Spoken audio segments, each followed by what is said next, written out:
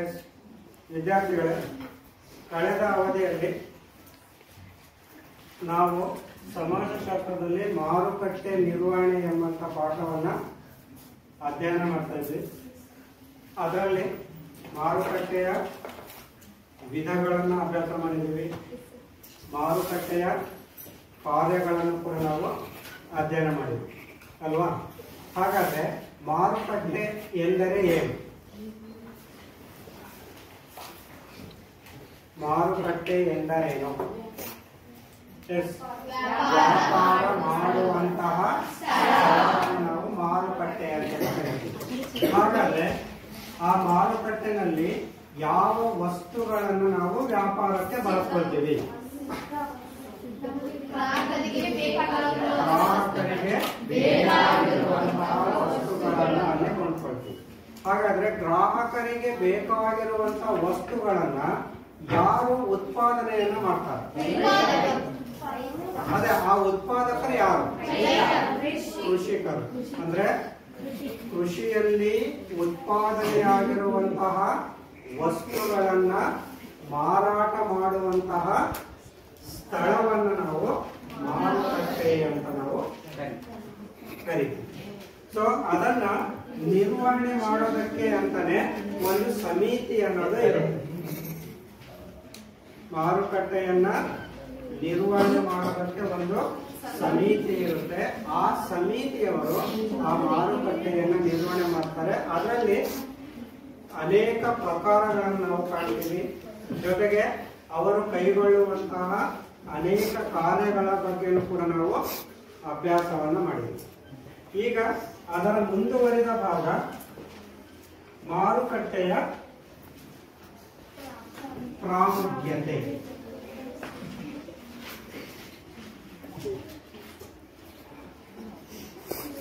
ಅದಕ್ಕೂ ಪೂರ್ವದಲ್ಲಿ ಮಾರುಕಟ್ಟೆ ಪ್ರಾಮುಖ್ಯತೆ ಏಕೆ ಇದೆ? ಮಾರುಕಟ್ಟೆಯ ಪ್ರಾಮುಖ್ಯತೆ ಏಕೆ ಬೇಕು ನಮಗೆ? ಯಾಕೆ ಬೇಕು? ಮಾರುಕಟ್ಟೆ ಯಾಕೆ ಬೇಕು? ವಸ್ತುಗಳನ್ನ ಮಾರಾಟ ಮಾಡೋದಕ್ಕೋ ಅಥವಾ ಕೊಂಡುಕೊಳ್ಳೋದಕ್ಕೆ ನಾವು ಆ ಸ್ಥಳವನ್ನ ಬಳಸ್ಕೊಳ್ತೀವಿ. ಹಾಗಾದ್ರೆ ಆ ಮಾರುಕಟ್ಟೆಯ ಪ್ರಾಮುಖ್ಯತೆಯ ಅಂಶಗಳನ್ನ ಯಾರು? ಸೃಷ್ಟಿಯವರು ಅದನ್ನ ಪ್ರಸ್ತುತಪಡಿಸ್ತಾರೆ.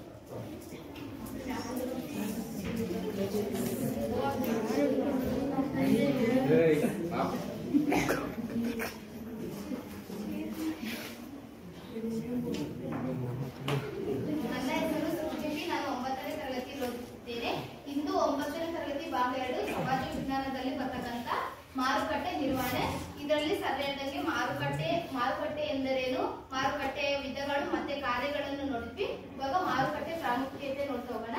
ಒಂದನೇದು ಜೀವನ ಮಟ್ಟ. ನೋಡಿ, ಮಾರುಕಟ್ಟೆಯ ಪ್ರಾಮುಖ್ಯತೆ ಏಕೆ ಬೇಕು ಅಂದ್ರೆ ಆರ್ಥಿಕ ಅಭಿವೃದ್ಧಿಯನ್ನ ಸಾಧಿಸುವಂತಹ ಉದ್ದೇಶಕ್ಕೋಸ್ಕರ ನಮಗೆ ಮಾರುಕಟ್ಟೆಯ ಅವಶ್ಯಕತೆ ಇದೆ. ಆ ಮಾರುಕಟ್ಟೆಯ ಪ್ರಾಮುಖ್ಯತೆಯಲ್ಲಿ ಮೊದಲನೇದಿದೆ ಜೀವನ ಮಟ್ಟ. ಅಂದ್ರೆ ಯಾರು ಉತ್ಪಾದನೆಯನ್ನ ಮಾಡ್ತಾರೋ ಅವರಿಂದ ಹಿಡಿದು ಆ ವಸ್ತುಗಳನ್ನ ಯಾರು ಬಳಕೆಯನ್ನ ಮಾಡ್ಕೊಳ್ತಾರೆ ಅಲ್ಲಿಯವರೆಗೂ ಕೂಡ ಎಲ್ಲರ ಜೀವನ ಮಟ್ಟ ಉತ್ತಮವಾಗಿ ಇರುವ ಹಾಗೆ ಮಾಡುವುದು ಮಾರುಕಟ್ಟೆಯ ಪ್ರಾಮುಖ್ಯತೆಯಲ್ಲಿ ಒಂದೇ. ಹಾಗಾದ್ರೆ ಜೀವನ ಮಟ್ಟ ಹೇಗಿರ್ಬೇಕು ಅಂತ ಇರುತ್ತೆ. ರೈತರು ವಸ್ತುಗಳನ್ನ ಉತ್ಪಾದನೆ ಮಾಡ್ತಾರೆ. ಉತ್ಪಾದನೆ ಮಾಡುವಂತ ವಸ್ತುಗಳನ್ನ ಅವರು ಮಾರುಕಟ್ಟೆ ತಗೊಂಡ್ಬರ್ತಾರೆ. ಯಾಕಂದ್ರೆ ಅದರಿಂದ ಆರ್ಥಿಕ ಲಾಭವನ್ನ ಪಡೆದುಕೊಳ್ಳೋದು. ಆ ಮಾರುಕಟ್ಟೆಗೆ ಬಂದಂತ ವಸ್ತುಗಳನ್ನ ನಾವು ಸಗಟು ವ್ಯಾಪಾರಿಗಳು ಅಲ್ಲಿಂದ ಕೊಂಡ್ಕೊಳ್ತಾರೆ, ಚಿಲ್ಲರೆ ವ್ಯಾಪಾರಿಗಳು ಕೊಂಡ್ಕೊಳ್ತಾರೆ, ಜೊತೆಗೆ ಗ್ರಾಹಕರು ಕೂಡ ಆ ವಸ್ತುಗಳನ್ನ ಕೊಂಡ್ಕೊಳ್ತೀವಿ. ಆ ವಸ್ತುಗಳನ್ನ ಕೊಂಡು ಅದನ್ನ ಬಳಸುವುದರ ಮೂಲಕ ನಮ್ಮ ಜೀವನ ಮಟ್ಟ ಉತ್ತಮವಾಗಿ ಇರುವ ಹಾಗೆ ಮಾಡುವುದು ಮಾರುಕಟ್ಟೆಯ ಪ್ರಾಮುಖ್ಯತೆಯಲ್ಲಿ ಒಂದನೇದು. ಎರಡನೇದು ಗ್ರಾಹಕರ ಬಯಕೆಗಳ ನೆರವೇರಿಕೆ. ಗ್ರಾಹಕರು ಅಂದ್ರೆ ನಾವು, ಅಂದ್ರೆ ಮಾರುಕಟ್ಟೆನಲ್ಲಿ ವಸ್ತುಗಳನ್ನ ಕೊಂಡ್ಕೊಳ್ತೀವಲ್ವಾ, ನೋಡಿ ಅವರ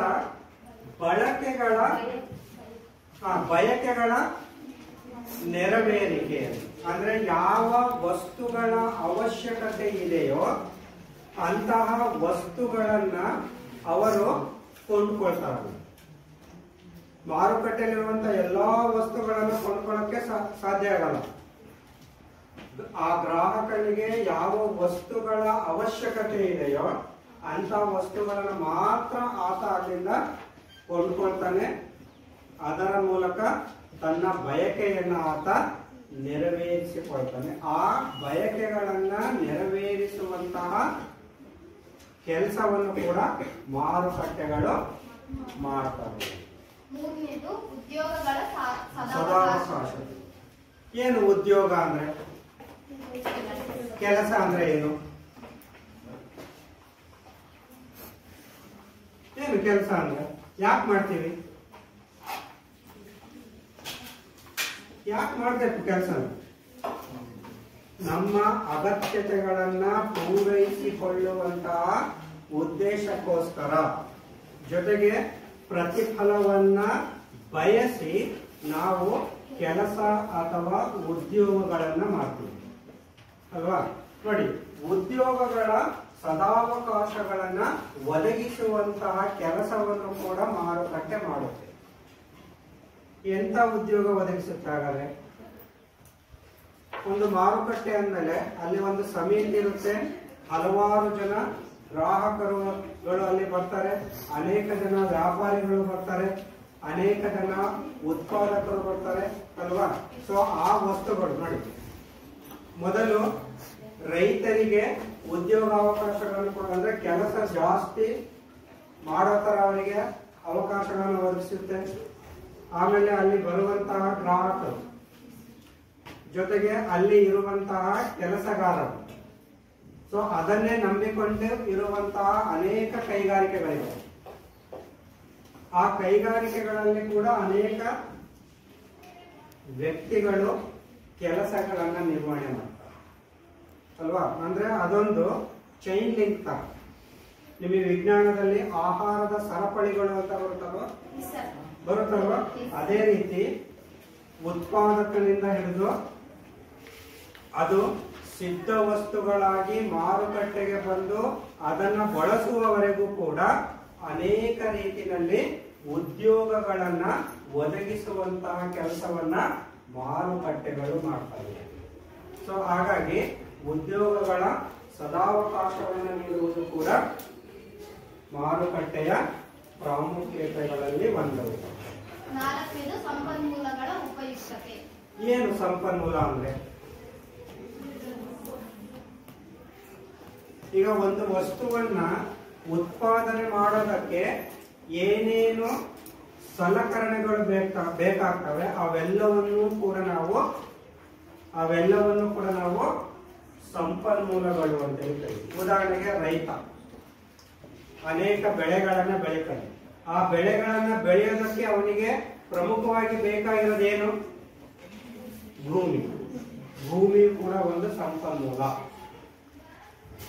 ಸೊ ಆ ಭೂಮಿ ಮೇಲೆ ಅನೇಕ ವಸ್ತುಗಳು ನಮಗೆ ದೊರಕ್ತವೆ. ಅದು ಸ್ವಾಭಾವಿಕವಾಗಿ ಆಗಿರ್ಬೋದು ಅಥವಾ ಮಾನವ ನಿರ್ಮಿತವಾದರೂ ಆಗಿರ್ಬೋದು.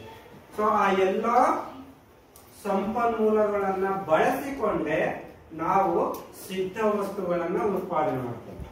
ಉದಾಹರಣೆಗೆ ರೈತ ಯಾವ್ದಾದ್ರು ಒಂದು ಬೆಳೆಯನ್ನ ಬೆಳಿಬೇಕು ಅಂದ್ರೆ ಭೂಮಿಯನ್ನ ಮೊದಲು ಹದ ಮಾಡಬೇಕು.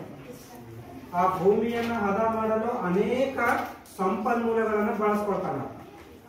ಹಿಂದೆ ಎತ್ತುಗಳನ್ನ ಬಳಸಿ ಭೂಮಿಗಳನ್ನ ಉಳುಮೆ ಮಾಡ್ತಿದ್ವಿ, ಈಗ ಯಂತ್ರಗಳನ್ನ ಬಳಸ್ತೀವಿ. ಆ ಯಂತ್ರಗಳು ಕೂಡ ಸಂಪನ್ಮೂಲಗಳು.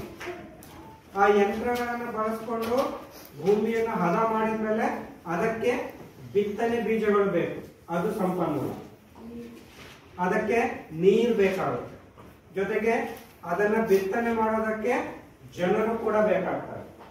ಎಲ್ಲ ಆದ್ಮೇಲೆ ಅದನ್ನ ಕಟಾವು ಮಾಡಿ ಮನೆಗೆ ತಂದು ಮನೆಯಿಂದ ಮಾರುಕಟ್ಟೆಗೆ ಸಾಗಾಣಿಕೆ ಮಾಡುವ ತನಕನೂ ಕೂಡ ಯಾವ ಯಾವ ವಸ್ತುಗಳನ್ನು ನಾವು ಬಳಸ್ಕೊಳ್ತೀವೋ ಅವೆಲ್ಲವನ್ನು ಕೂಡ ನಾವು ಸಂಪನ್ಮೂಲ ಅಂತ ಹೇಳ್ತೀವಿ. ಸೊ ಇರುವಂತಹ ಸಂಪನ್ಮೂಲಗಳನ್ನ ಉಪಯೋಗಿಸಿಕೊಳ್ಳುವಂತಹ ಕೆಲಸವನ್ನ ಮಾರುಕಟ್ಟೆಗಳು ಒದಗಿಸುತ್ತವೆ.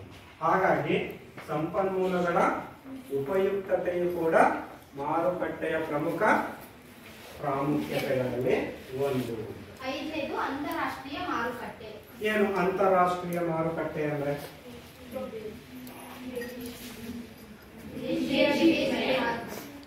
ವಿದೇಶಿ ಮಾರುಕಟ್ಟೆ ಅಂದ್ರೆ ಏನು? ಹೌದು, ಅಂತಾರಾಷ್ಟ್ರೀಯ ಮಾರುಕಟ್ಟೆಗಳು ಅಂದ್ರೆ ವಿದೇಶಿ ಮಾರುಕಟ್ಟೆ. ಏನು ವಿದೇಶಿ ಮಾರುಕಟ್ಟೆ ಅಂದ್ರೆ? ಅಂದ್ರೆ ರಾಷ್ಟ್ರಗಳ ನಡುವೆ ನಡೆಯುವಂತಹ ವ್ಯಾಪಾರವನ್ನು ನಾವು ಅಂತಾರಾಷ್ಟ್ರೀಯ ವ್ಯಾಪಾರ ಅಂತ ಹೇಳ್ತೀವಿ. ಸೊ ಆಯಾಯ ದೇಶಗಳಲ್ಲಿ ಸಿಗುವಂತಹ ವಸ್ತುಗಳನ್ನ ಬೇರೆ ದೇಶಗಳಿಗೆ ನಾವು ಕಳಿಸ್ಕೊಡ್ತೀವಲ್ಲ, ಆ ಕಳಿಸ್ಕೊಡೋದಕ್ಕೆ ಕೂಡ ಅಲ್ಲಿ ಒಂದು ಮಾರುಕಟ್ಟೆಯನ್ನು ನಿರ್ಮಾಣ ಮಾಡಿರ್ತಾರೆ. ಅಂತಹ ಮಾರುಕಟ್ಟೆಗಳನ್ನು ನಾವು ಅಂತಾರಾಷ್ಟ್ರೀಯ ಮಾರುಕಟ್ಟೆ. ಆ ಮಾರುಕಟ್ಟೆಗಳಿಂದ ನಮ್ಮ ದೇಶಕ್ಕೆ ಬೇಕಾಗುವಂತಹ ವಸ್ತುಗಳನ್ನ ನಾವು ಅಲ್ಲಿಂದ ತೆಗೆದುಕೊಂಡು ಬರ್ತೀವಿ. ಉದಾಹರಣೆಗೆ ಪೆಟ್ರೋಲಿಯಂ ನಮ್ಮಲ್ಲಿ ಹೆಚ್ಚು ಉತ್ಪಾದನೆ ಆಗಲ್ಲ, ಅದರ ಅವಶ್ಯಕತೆ ಹೆಚ್ಚಿದೆ. ಹಾಗಾಗಿ ಆ ಪೆಟ್ರೋಲಿಯಂ ಎಲ್ಲಿ ಹೆಚ್ಚು ದೊರಕುತ್ತೋ ಅಂತಹ ದೇಶಗಳೊಡನೆ ನಾವು ನೇರವಾದಂತಹ ಸಂಪರ್ಕವನ್ನ ಅಥವಾ ವ್ಯಾಪಾರವನ್ನು ನಾವು ಮಾಡ್ತೀವಿ. ಆ ವ್ಯಾಪಾರವನ್ನು ನಾವು ಅಂತಾರಾಷ್ಟ್ರೀಯ ವ್ಯಾಪಾರ ಅಂತೇಳಿ ಕರಿತೀವಿ. ಆ ವ್ಯಾಪಾರವೇ ಮಾರುಕಟ್ಟೆಗಳನ್ನ ನಿರ್ಮಾಣ ಅಂದ್ರೆ ದೇಶಗಳ ನಡುವೆ ಸಂಪರ್ಕವನ್ನ ಕಲ್ಪಿಸುವಂತ ಒಂದು ಕೆಲಸವನ್ನು ಕೂಡ ಮಾರುಕಟ್ಟೆಗಳು ಮಾಡ್ತವೆ ಅನ್ನೋದಕ್ಕೆ ಒಂದು ಅಂಶ. ಕೊನೆಯದಾಗಿ ಆರ್ಥಿಕ ಪ್ರಗತಿ. ಯಾರ ಆರ್ಥಿಕ ಪ್ರಗತಿಯನ್ನು ಮಾರುಕಟ್ಟೆಗಳು ಮಾಡ್ತವೆ. ಹಾಗಾದ್ರೆ ಯಾರ ಆರ್ಥಿಕ ಪ್ರಗತಿಯನ್ನ ಸಾಧಿಸುತ್ತೆ? ಜನರ ಜೀವನ ಮಟ್ಟದಿಂದ ಹಿಡಿದು ದೇಶದ ಅಭಿವೃದ್ಧಿಯ ತನಕನೂ ಕೂಡ ಮಾರುಕಟ್ಟೆಗಳು ಹೆಚ್ಚಿನ ಪ್ರಾಮುಖ್ಯತೆಯನ್ನ ಬೀರುತ್ತೆ. ಅಂದ್ರೆ ಗ್ರಾಹಕರ ಜೀವನ ಮಟ್ಟನೂ ಚೆನ್ನಾಗಿರುತ್ತೆ, ಅವರ ಆರ್ಥಿಕ ಪ್ರಗತಿ ಆಗುತ್ತೆ. ಜೊತೆಗೆ ಆ ವಸ್ತುಗಳನ್ನ ಯಾರ್ಯಾರು ಉತ್ಪಾದನೆ ಮಾಡ್ತಾರೋ ಆ ಉತ್ಪಾದಕರ ಆರ್ಥಿಕ ಸ್ಥಿತಿಯು ಕೂಡ ಉತ್ತಮ ಆಗುತ್ತೆ. ಆ ಉತ್ಪಾದಕನಿಂದ ಯಾರ್ಯಾರು ವಸ್ತುಗಳನ್ನ ತೆಗೆದುಕೊಳ್ತಾರಲ್ಲ, ವ್ಯಾಪಾರ ಮಾಡ್ತಾ ಇರ್ತಾರಲ್ಲ, ಅವರ ಆರ್ಥಿಕ ಪ್ರಗತಿ ಆಗುತ್ತೆ. ಅದರಿಂದ ಆ ರಾಜ್ಯದ ಆರ್ಥಿಕ ಪ್ರಗತಿ ಆಗುತ್ತೆ. ರಾಜ್ಯಗಳಿಂದ ದೇಶದ ಆರ್ಥಿಕ ಪ್ರಗತಿಯು ಕೂಡ. ಹಾಗಾಗಿ ಗ್ರಾಹಕರಿಂದ ಹಿಡಿದು ದೇಶದ ಆರ್ಥಿಕ ಪ್ರಗತಿಯವರೆಗೂ ಕೂಡ ಹೆಚ್ಚು ಪ್ರಾಮುಖ್ಯತೆಯನ್ನು ಒದಗಿಸುತ್ತೆ ನಮ್ಮ ಮಾರುಕಟ್ಟೆ. ಈ ಮಾರುಕಟ್ಟೆಗಳು ಇಲ್ಲದೆ ಇದ್ದರೆ ವಸ್ತುಗಳನ್ನ ಗ್ರಾಹಕರಿಗೆ ತಲುಪಿಸಲು ಸಾಧ್ಯ ಆಗ್ತಾ ಇರಲಿಲ್ಲ. ಜೊತೆಗೆ ಉತ್ಪಾದಕನಿಗೂ ಕೂಡ ಉತ್ತಮವಾದಂತಹ ಆರ್ಥಿಕ ಪ್ರಗತಿಯನ್ನು ಕೂಡ ಸಾಧಿಸಲು ಸಾಧ್ಯ ಆಗ್ತಾ ಇರಲಿಲ್ಲ. ಹಾಗಾಗಿ ಮಾರುಕಟ್ಟೆ ದೇಶದಲ್ಲಿ ಹೆಚ್ಚಿನ ಪ್ರಾಮುಖ್ಯತೆಯನ್ನು ನಾವು ಪಡೆದುಕೊಂಡಿದೆ ಅಂತ ಹೇಳಬಹುದು. ಹಾಗಾಗಿ ಪ್ರತಿಯೊಂದು ದೇಶದಲ್ಲೂ ಕೂಡ ಇಂತಹ ಮಾರುಕಟ್ಟೆಗಳು ಇರ್ತವೆ ಅಂತ ಇದರಿಂದ ನಮಗೆ ಗೊತ್ತಾಗುತ್ತೆ. ಸೊ ಇದಿಷ್ಟು ಮಾರುಕಟ್ಟೆಯ ಪ್ರಾಮುಖ್ಯತೆ. ಒಂದು, ಜೀವನ ಮಟ್ಟ ಚೆನ್ನಾಗಿರುವ ಹಾಗೆ ಮಾಡುತ್ತೆ. ಎರಡನೇದು, ಅಗತ್ಯಗಳನ್ನ ನೆರವೇರಿಸುವಂತ ಕೆಲಸವನ್ನ ಮಾಡುತ್ತೆ. ಹೆಚ್ಚೆಚ್ಚು ಉದ್ಯೋಗಗಳು ದೊರಕುವ ಹಾಗೆ ಮಾಡುತ್ತೆ.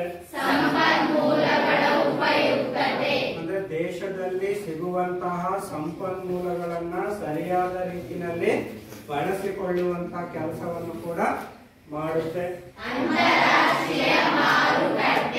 ದೇಶ ದೇಶಗಳ ನಡುವೆ ಉತ್ತಮವಾದಂತಹ ಬಾಂಧವ್ಯವನ್ನ ಬೆಳೆಸುವಂತಹ ಕೆಲಸವನ್ನು ಕೂಡ ಮಾಡುತ್ತೆ.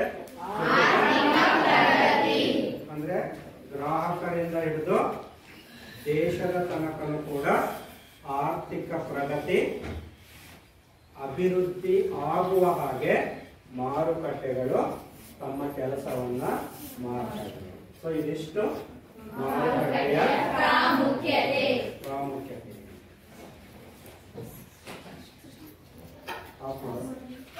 ಮಾರುಕಟ್ಟೆಯ ಮಿಶ್ರಣ.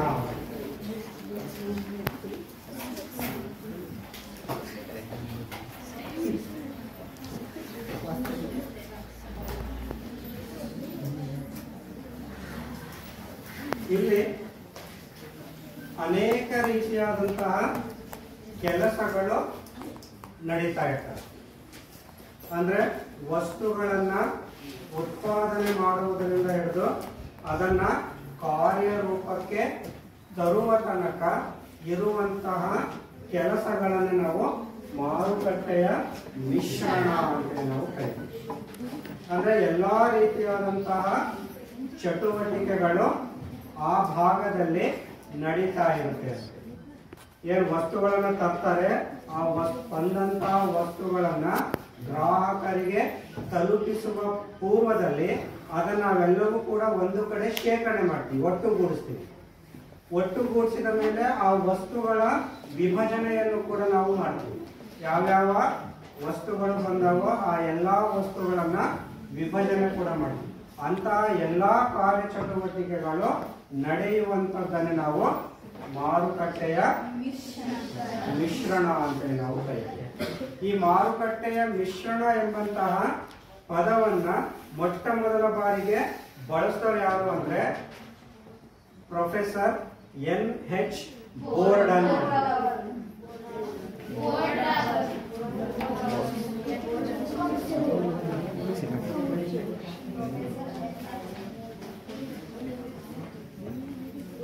Professor N H. ಗೋರ್ಡನ್ ಎಂಬಂತಹ ಒಬ್ಬ ವ್ಯಕ್ತಿ ಈ ಪದವನ್ನ ಬಳಸ್ತಾರೆ. ಇವರು ಅಮೆರಿಕದ ಹಾರ್ವರ್ಡ್ ಬಿಸಿನೆಸ್ ಸ್ಕೂಲಿನಲ್ಲಿ ಕೆಲಸವನ್ನ ನಿರ್ವಹಿಸುವಂತಹ ಒಬ್ಬ ವ್ಯಕ್ತಿ. ಈತ ಮೊಟ್ಟ ಮೊದಲ ಬಾರಿಗೆ ಮಾರುಕಟ್ಟೆಯ ಮಿಶ್ರಣ ಎಂಬಂತಹ ಪದವನ್ನು ಆತ ಬಳಸ್ತಾನೆ. ಆತನ ಪ್ರಕಾರ ಆ ಮಾರುಕಟ್ಟೆಯ ಮಿಶ್ರಣದಲ್ಲಿ ಪ್ರಮುಖವಾಗಿ ಎರಡು ಅಂಶಗಳನ್ನು ನಾವು ಕಾಣಬೇಕು.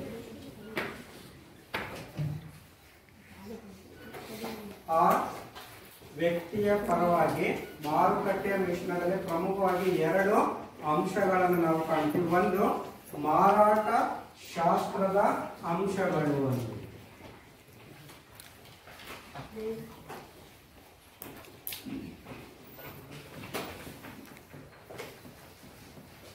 ಮಾರಾಟ ಶಾಸ್ತ್ರ ಅನ್ನೋದು ಕೂಡ ಒಂದು ವಿಭಾಗ. ಅಂದ್ರೆ ವಸ್ತುಗಳನ್ನ ಮಾರಾಟ ಮಾಡುವಂತಹ ಉದ್ದೇಶಕ್ಕೋಸ್ಕರನೇ ಇರುವಂತಹ ಒಂದು ವಿಭಾಗ. ಅದರಲ್ಲಿ ವಸ್ತುಗಳನ್ನ ನಾವು ಹೇಗೆ ಮಾರಾಟವನ್ನ ಮಾಡಬಹುದು ಎಂಬಂತಹ ಸಂಪೂರ್ಣ ಅಂಶಗಳು ಅದರಲ್ಲಿ ಇರುತ್ತೆ. ಅಂದ್ರೆ ಮಾರುಕಟ್ಟೆಯ ಮಿಶ್ರಣದಲ್ಲಿ ಮಾರಾಟ ಶಾಸ್ತ್ರದ ಅಂಶಗಳು ಕೂಡ ಪ್ರಮುಖವಾಗಿರುವಂತಹ ಒಂದು ಅಂಶ ಆಗಿರುತ್ತೆ. ಇನ್ನ ಎರಡನೇದು ಅದರ ಕಾರ್ಯಗಳ ಮೇಲೆ ಪ್ರಭಾವ ಬೀರುವಂತಹ ಅಂಶಗಳು.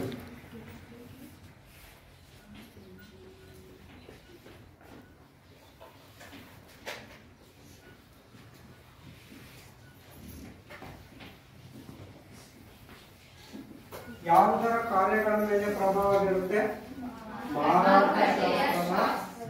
ಮಾರಾಟ ಶಾಸ್ತ್ರದ ಕಾರ್ಯಗಳ ಮೇಲೆ ಪ್ರಭಾವ ಬೀರುವಂತಹ ಅಂಶಗಳು ಕೂಡ ಮಾರುಕಟ್ಟೆಯ ಮಿಶ್ರಣದಲ್ಲಿ ಒಳಗೊಂಡಿರುತ್ತೆ ಅಂತೇಳಿ ಅಮೆರಿಕದ ಪ್ರೊಫೆಸರ್ ಎನ್.ಎಚ್. ಗೋರ್ಡನ್ ಅವರು ಈ ಮಾರುಕಟ್ಟೆ ಮಿಶ್ರಣದ ಬಗ್ಗೆ ನಮಗೆ ಮಾಹಿತಿಯನ್ನು ಕೂಡ ಕೊಡ್ತಾರೆ. ಇದಿಷ್ಟು ಮಾರುಕಟ್ಟೆಯ ಮಿಶ್ರಣ. ಮುಂದಿನ ಅಂಶ ಮಾರುಕಟ್ಟೆ ಮಿಶ್ರಣದ ಮೂಲ ಅಂಶಗಳು.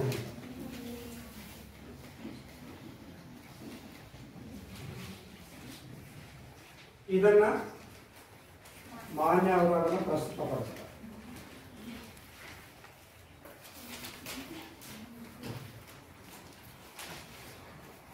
ನನ್ನ ಹೆಸರು ಮಾನ್ಯ ಎಂಬಿ. ನಾನು 9ನೇ ತರಗತಿ ಓದುತ್ತಿದ್ದೇನೆ.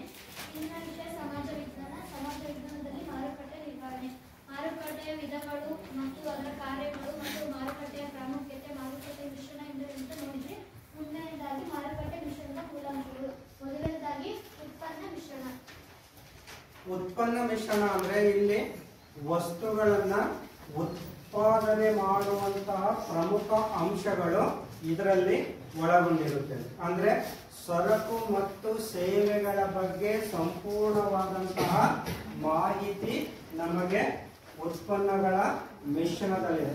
ಸರಕು ಮತ್ತು ಸೇವೆಗಳು ಅಂದ್ರೆ ವಸ್ತುಗಳನ್ನ ಉತ್ಪಾದನೆ ಮಾಡುವುದರಿಂದ ಹಿಡಿದು ಅದನ್ನ ಮಾರುಕಟ್ಟೆಗೆ ತಲುಪಿಸುವ ತನಕ ಬರುವಂತಹ ಎಲ್ಲಾ ಅಂಶಗಳು ಅದರಲ್ಲಿ ಸೇರ್ಪಡೆ ಕೂಡ ಆಗಿರುತ್ತೆ. ಅದನ್ನು ನಾವು ಉತ್ಪನ್ನದ ಮಿಶ್ರಣ ಅಂತ ನಾವು ಕರಿತೀವಿ.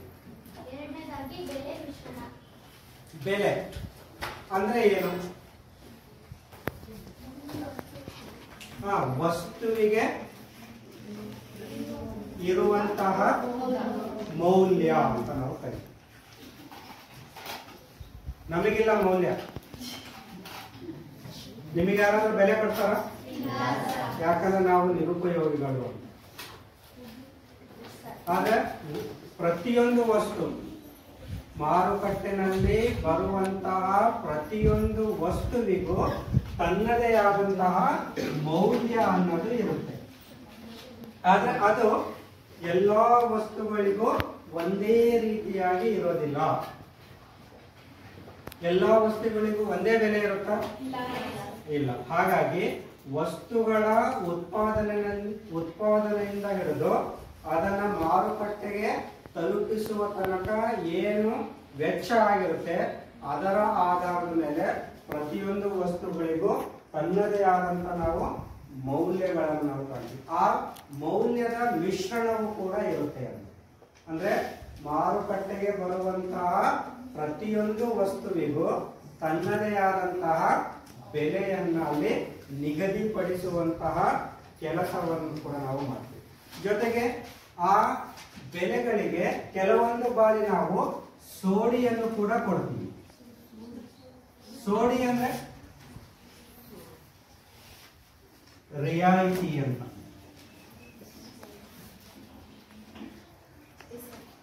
ನೀವು ಯಾವ್ದಾದ್ರು ಹಬ್ಬ ಹರಿದಿನಗಳಿಗೆ ಬಟ್ಟೆ ತರಕ್ಕೆ ಅಂತ ನಗರಗಳಿಗೆ ಹೋಗ್ತೀವಿ ಅಲ್ವಾ?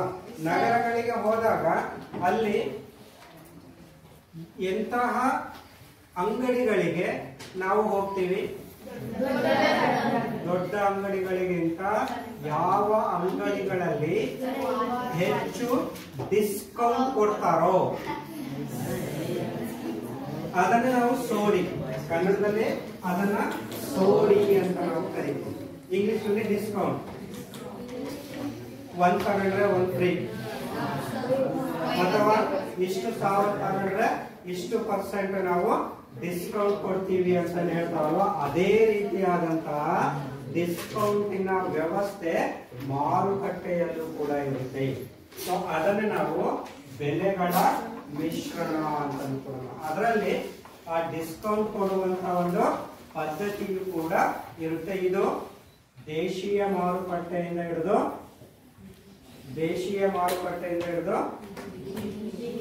ಅಂತಾರಾಷ್ಟ್ರೀಯ ಮಾರುಕಟ್ಟೆಗಳ ತನಕನೂ ಕೂಡ ಬೆಲೆಗಳ ಮಿಶ್ರಣಗಳನ್ನು ನಾವು ಕಾಣ್ತೀವಿ. ಅಂದ್ರೆ ಒಂದೊಂದು ದೇಶದಲ್ಲಿ ಒಂದೊಂದು ವಸ್ತುವಿನ ಬೆಲೆ ಒಂದೊಂದು ರೀತಿಯಲ್ಲಿ ಇರುತ್ತೆ ಅಂತ. ಸೊ ಅಂತಹ ವಸ್ತುಗಳಿಗೆ ನಾವು ರಿಯಾಯಿತಿಯನ್ನ ಕೊಡುವುದರ ಮೂಲಕ ಆ ವಸ್ತುಗಳು ಹೆಚ್ಚು ಹೆಚ್ಚು ಮಾರಾಟವಾಗುವ ಹಾಗೆ ನಾವು ಕೈಗೊಳ್ತೀವಿ. ಹಾಗಾಗಿ ಮಾರುಕಟ್ಟೆನಲ್ಲಿ ಬೆಲೆಗಳ ಮಿಶ್ರಣವು ಕೂಡ ಇರುತ್ತೆ. ಅಂದ್ರೆ ಎಲ್ಲಾ ಮಾರುಕಟ್ಟೆಗಳು ಒಂದೇ ಸ್ಥಳದಲ್ಲಿ ಇರೋದಿಲ್ಲ.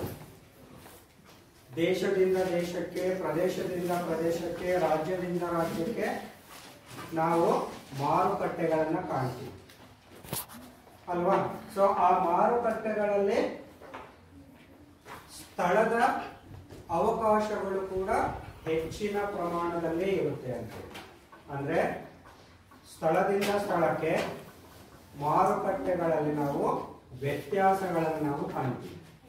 ಹೇಗೆ ಬೆಲೆಯಲ್ಲಿ ವ್ಯತ್ಯಾಸಗಳನ್ನು ಕಾಣ್ತೀವೋ ಅದೇ ರೀತಿ ಸ್ಥಳದಲ್ಲೂ ಕೂಡ ನಾವು ಹೆಚ್ಚಿನ ವ್ಯತ್ಯಾಸಗಳನ್ನು, ಅಂದ್ರೆ ಅಲ್ಲಿ ಕಡಿಮೆ ವಸ್ತುಗಳು ಸಿಗುವಂತಹ ಮಾರುಕಟ್ಟೆಗಳು ಇರ್ತವೆ, ಹೆಚ್ಚಿನ ವಸ್ತುಗಳು ಸಿಗುವಂತಹ ಮಾರುಕಟ್ಟೆಗಳು ಕೂಡ ಇರ್ತವೆ. ಸೊ ಅಂತಹ ಮಿಶ್ರಣದ ವ್ಯವಸ್ಥೆ ನಮಗೆ ನಮ್ಮ ಮಾರುಕಟ್ಟೆಗಳ ನಿರ್ವಹಣೆಗಳಲ್ಲಿ ಕೂಡ ನಾವು ಕಾಣ್ತೀವಿ. ಪ್ರವರ್ತನೆ ಮಿಶ್ರಣ. ಪ್ರವರ್ತನೆ ಅಂದ್ರೆ ಸಂದೇಶಗಳನ್ನ ರವಾನಿಸುವುದು ಅಂತ. ಅಂದ್ರೆ ಮಾರುಕಟ್ಟೆಗಳು ಎಲ್ಲಾ ಸ್ಥಳಗಳಲ್ಲೂ ಕೂಡ ನಾವು ಕಾಣ್ತೀವಿ. ಸ್ಥಳದಿಂದ ಸ್ಥಳಕ್ಕೆ ವಸ್ತುಗಳ ಮೌಲ್ಯವೂ ಕೂಡ ವ್ಯತ್ಯಾಸವನ್ನು ನಾವು ಕಾಣ್ತೀವಿ.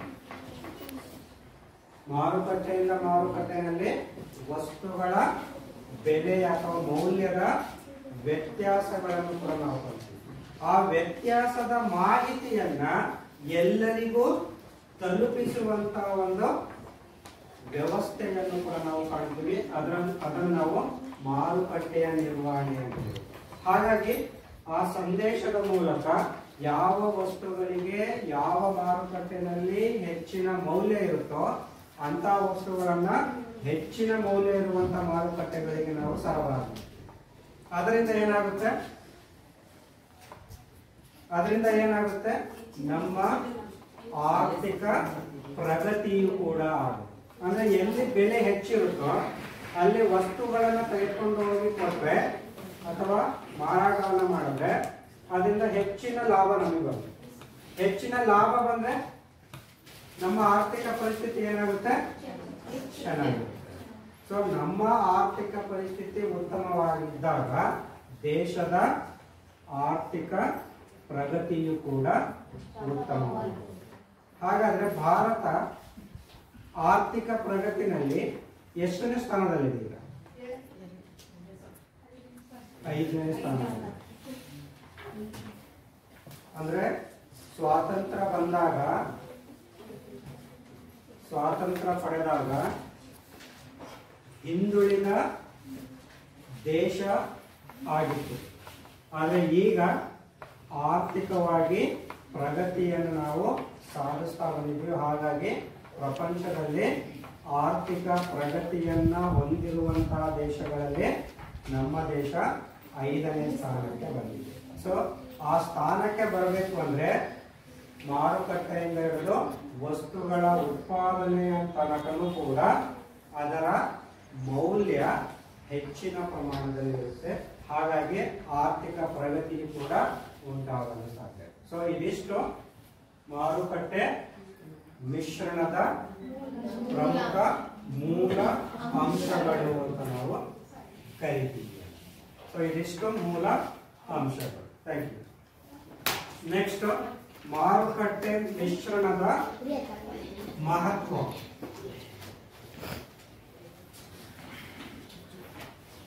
ಮಾರುಕಟ್ಟೆ ಮಿಶ್ರಣದ ಮಹತ್ವಗಳು. ಆ ಮಹತ್ವಗಳಲ್ಲಿ ಮೊದಲನೇದು ವ್ಯವಹಾರ ಸಂಸ್ಥೆಯ ಮಾರಾಟ ಮತ್ತು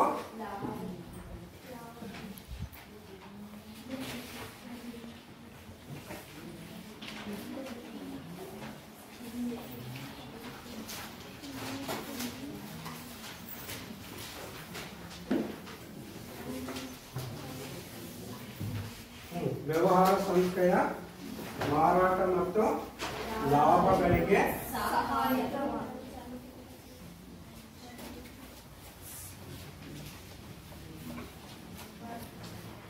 ನೋಡಿ, ವ್ಯವಹಾರ ಸಂಸ್ಥೆಯ ಮಾರಾಟ. ಇಲ್ಲಿ ವ್ಯವಹಾರ ಸಂಸ್ಥೆ ಯಾವುದು?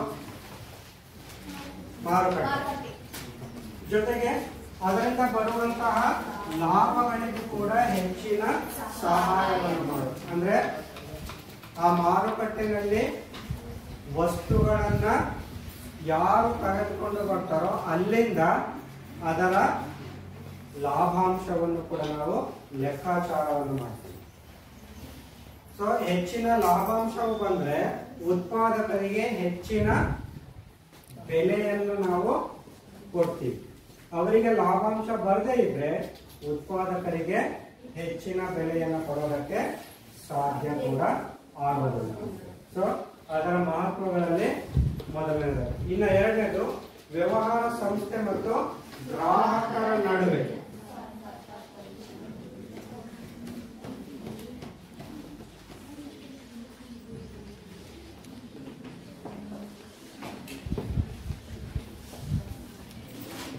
ಗ್ರಾಹಕರ ನಡುವಿನ ಕೊಂಡಿಯ ಹಾಗೆ ಕೆಲಸವನ್ನ ಇದು ಮಾಡುತ್ತೆ.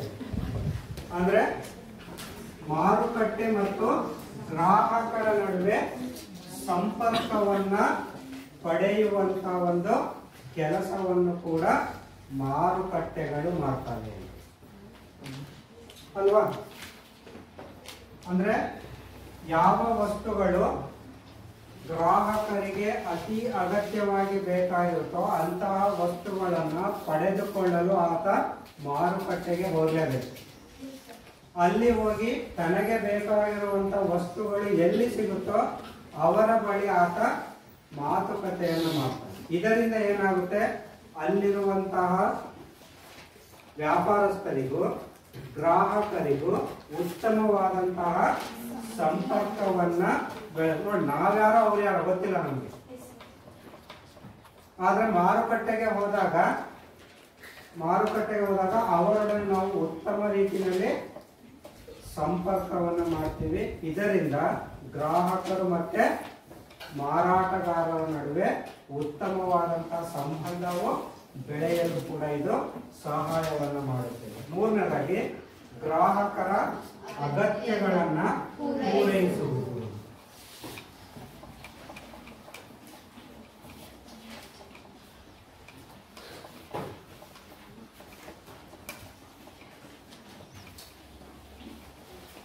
ಎಂತಹ ಅಗತ್ಯಗಳು ಗ್ರಾಹಕರಿಗೆ ಬೇಕಾಗುತ್ತೆ? ಗ್ರಾಹಕರಿಗೆ ಎಂತಹ ಅಗತ್ಯಗಳು ಬೇಕಾಗಿರುತ್ತೆ?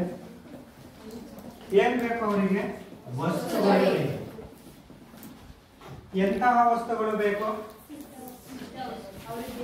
ಉತ್ತಮವಾಗಿ ಇರುವಂತಹ ವಸ್ತುಗಳು ಬೇಕು. ಅಂದ್ರೆ ಗ್ರಾಹಕರಿಗೆ ಉತ್ತಮವಾಗಿ ಇರುವಂತಹ ವಸ್ತುಗಳು ದೊರಕುವ ಹಾಗೆ ಮಾರುಕಟ್ಟೆಗಳು ತಮ್ಮ ಕೆಲಸಗಳನ್ನು ನಿರ್ವಹಿಸ್ತವೆ. ಹಾಗಾಗಿ ಗ್ರಾಹಕರ ಅಗತ್ಯತೆಗಳನ್ನ ಪೂರೈಸುವಂತಹ ಕೆಲಸವನ್ನು ಕೂಡ ಇವು ಮಾಡುತ್ತವೆ. ಸೊ ಇದಿಷ್ಟು ಮೂರು ಮಾರುಕಟ್ಟೆ ನಿರ್ವಹಣೆಯ ಮಹತ್ವ ಅಂತ ಕೂಡ ನಾವು ಕರಿತೀವಿ. ನೆಕ್ಸ್ಟ್ ಮುಂದಿನ ಭಾಗವನ್ನ ರೇಖಾ ಅವರನ್ನು ಪ್ರಸ್ತುತಪಡಿಸ್ತಾರೆ.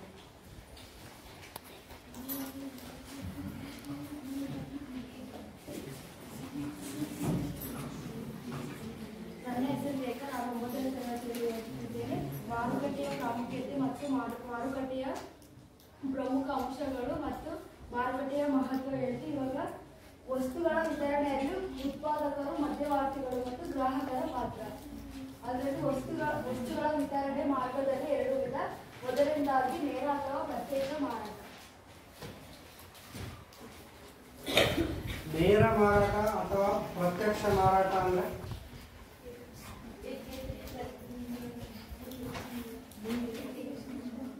ಅಂದ್ರೆ ಉತ್ಪಾದಕರಿಂದ ಗ್ರಾಹಕರಿಗೆ ನೇರವಾಗಿ ವಸ್ತುಗಳನ್ನ ಮಾರಾಟ ಮಾಡುವಂಥದ್ದು. ಇದನ್ನು ನಾವು ನೇರ ಅಥವಾ ಪ್ರತ್ಯಕ್ಷ ಮಾರಾಟ ಅಂತ ನಾವು ಕರೀತೀವಿ.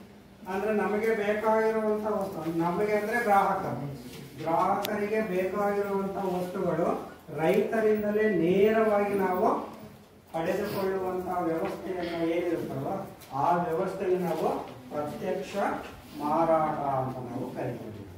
ಎರಡನೇದಾಗಿ ಪರೋಕ್ಷ ಮಾರಾಟ. ಪರೋಕ್ಷ ಅಂದ್ರೆ ಮಾರುಕಟ್ಟೆಗೆ ಹೋಗಿ ನಮ್ಮ ವಸ್ತುಗಳನ್ನ ನಾವು ತೆಗೆದುಕೊಂಡ್ವಿ. ಅಂದ್ರೆ ಉತ್ಪಾದಕರಿಂದ ನೇರವಾಗಿ ವಸ್ತುಗಳನ್ನ ಪಡೆಯುವುದರ ಬದಲಾಗಿ ಆ ಉತ್ಪಾದಕ ಏನ್ ಮಾಡ್ತಾನೆ, ತನ್ನಲ್ಲಿದ್ದಂತ ವಸ್ತುಗಳನ್ನ ಮಾರುಕಟ್ಟೆಗೆ ತರುತ್ತಾನೆ.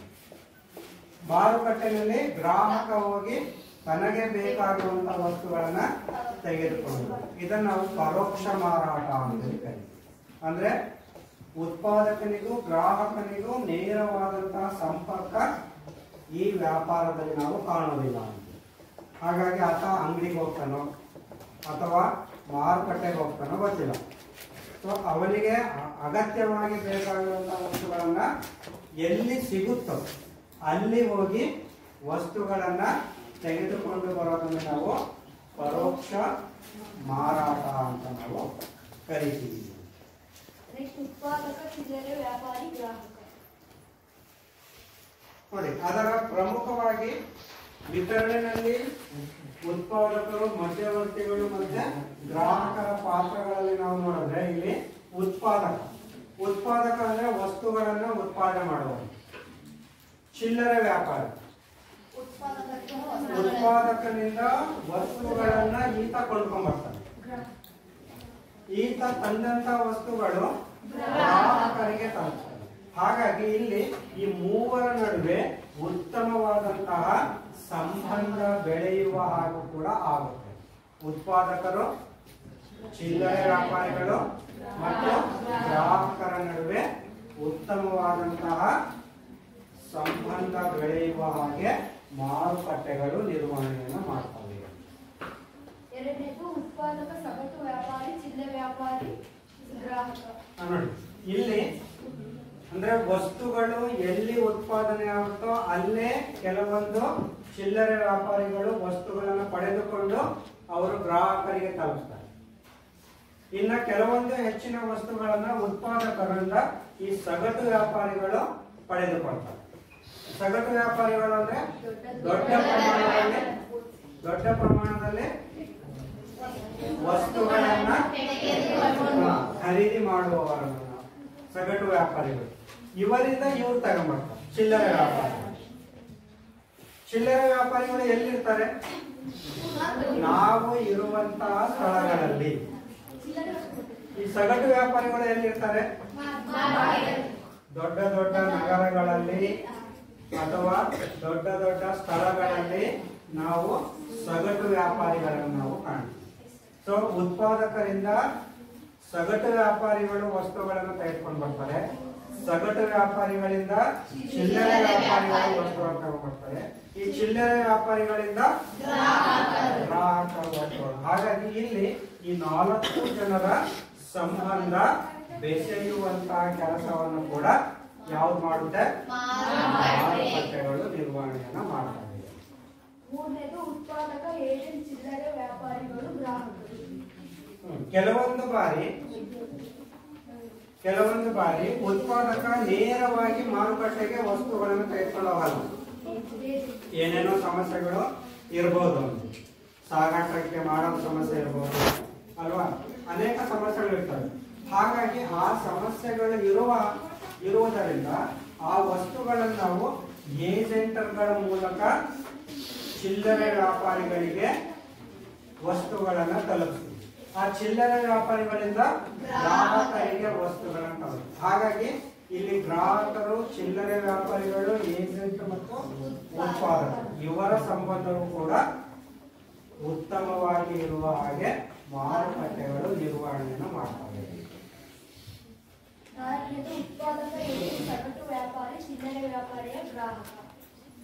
ಇನ್ನು ಕೊನೆಯದಾಗಿ ಉತ್ಪಾದಕರಿಂದ ಏಜೆಂಟ್ ವಸ್ತುಗಳನ್ನು ತೆಗೆದುಕೊಳ್ತಾರೆ, ಏಜೆಂಟ್ಗಳಿಂದ ಸಗಟು ವ್ಯಾಪಾರಿಗಳನ್ನು ತೆಗೆದುಕೊಳ್ತಾರೆ, ಸಗಟು ವ್ಯಾಪಾರಿಗಳಿಂದ ಚಿಲ್ಲರೆ ವ್ಯಾಪಾರಿಗಳಿಂದ ಹಾಗಾಗಿ ಈ ಎಲ್ಲರ ಸಂಬಂಧಗಳು ಕೂಡ ಉತ್ತಮವಾಗಿ ಇರುವ ಹಾಗೆ ಮಾರುಕಟ್ಟೆಗಳು ನಿರ್ವಹಣೆಯನ್ನ ಮಾಡ್ತವೆ. ಸೊ ಇದು ಮಾರುಕಟ್ಟೆಯ ನಿರ್ವಹಣೆಯಲ್ಲಿ ಉತ್ಪಾದಕರ ಪಾತ್ರ ಏನು, ಗ್ರಾಹಕರ ಪಾತ್ರ ಏನು, ಜೊತೆಗೆ ವ್ಯಾಪಾರಿಗಳ ಪಾತ್ರ ಏನು ಅನ್ನೋದು ಕೂಡ, ಅಂದ್ರೆ ಎಲ್ಲರ ಪಾತ್ರವೂ ಕೂಡ ಒಂದು ಮಾರುಕಟ್ಟೆ ನಿರ್ವಹಣೆಯಲ್ಲಿ ಇರುತ್ತೆ ಅಂತ. ಉತ್ಪಾದಕ ಇಲ್ಲ ಅಂದ್ರೆ ಮಾರುಕಟ್ಟೆಯಲ್ಲಿ ವಸ್ತುಗಳು ಹೋಗಲ್ಲ. ಉತ್ಪಾದಕ ಇದ್ದು ವ್ಯಾಪಾರಿಗಳು ಇಲ್ಲ ಅಂದ್ರೆ ಉತ್ಪಾದಕನಿಂದ ಮಾರುಕಟ್ಟೆಗೆ ಹೋದಂತ ವಸ್ತುಗಳು ವ್ಯಾಪಾರ ಆಗಲ್ಲ. ಉತ್ಪಾದಕ ಇದ್ದಾನೆ, ವ್ಯಾಪಾರಿಗಳಿದ್ದಾರೆ, ಗ್ರಾಹಕರು ಇಲ್ಲ ಅಂದ್ರೆ ಆ ವಸ್ತುಗಳನ್ನ ಮಾರುಕಟ್ಟೆಯಿಂದ ಬೇರೆ ಬೇರೆ ಕಡೆ ಅದನ್ನ ಬಳಕೆ ಮಾಡ್ಕೊಳ್ಳೋದು ಕೂಡ ಸಾಧ್ಯ ಆಗೋದಿಲ್ಲ. ಹಾಗಾಗಿ ವಸ್ತುಗಳು ಉತ್ಪಾದಕನಿಂದ ಹಿಡಿದು ಅದನ್ನ ಬಳಸುವ ಗ್ರಾಹಕನ ತನಕ ಮಧ್ಯದಲ್ಲಿ ಯಾರ್ಯಾರು ಬರ್ತಾರೋ ಎಲ್ಲರ ಪ್ರಾಮುಖ್ಯತೆ ಪಾತ್ರ ಮಾರುಕಟ್ಟೆಯಲ್ಲಿ ಅತಿ ಅಗತ್ಯವಾಗಿ ಬೇಕೇ ಬೇಕು ಅನ್ನೋದಕ್ಕೆ ಇದು ಒಂದು ಉದಾಹರಣೆ. ಸೊ ಇದಿಷ್ಟು ಮಾರುಕಟ್ಟೆ, ಗ್ರಾಹಕರು, ಉತ್ಪಾದಕರು, ಮಧ್ಯವರ್ತಿಗಳು, ವ್ಯಾಪಾರಿಗಳ ಸಂಬಂಧ ಹೇಗಿರುತ್ತೆ. ಸೊ ಇವತ್ತು ಇಷ್ಟಿರಲಿ, ಉಳಿದಿದ್ದನ್ನ ಮುಂದಿನ ತರಗತಿ